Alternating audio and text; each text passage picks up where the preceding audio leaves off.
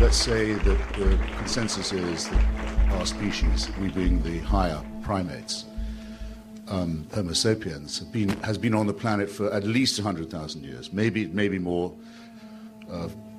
Francis Collins says maybe 100,000. Richard Dawkins thinks maybe 250,000. I'll take 100,000. In order to be a Christian, you have to believe that for 98,000 years, our species suffered and died, most of its children dying in childbirth, most other people having a life expectancy of about 25, dying of their teeth, famine, struggle, bitterness, war, suffering, misery, all of that for 98,000 years. Heaven watches it with complete indifference.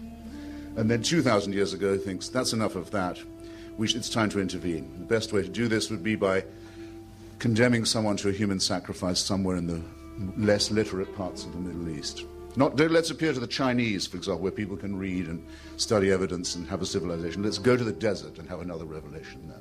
This is nonsense. It can't be believed by a thinking person.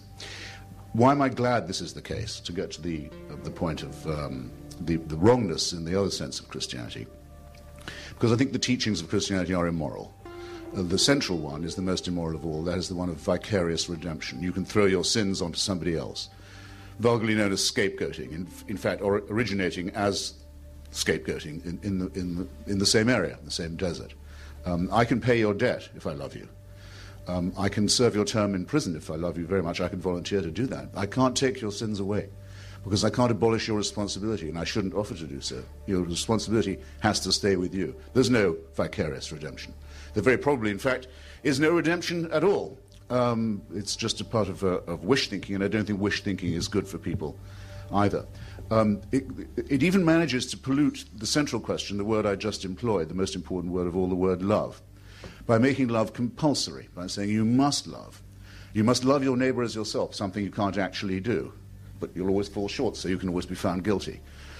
By saying you must love someone who you also must fear, that's to say a supreme being, an eternal father, someone of whom you must be afraid, but you must love him too. If you fail in this duty, you're again a wretched sinner. This is not mentally or morally or intellectually healthy, and that brings me to the final objection. I'll condense it, Dr. Lasky, which is this is a totalitarian system.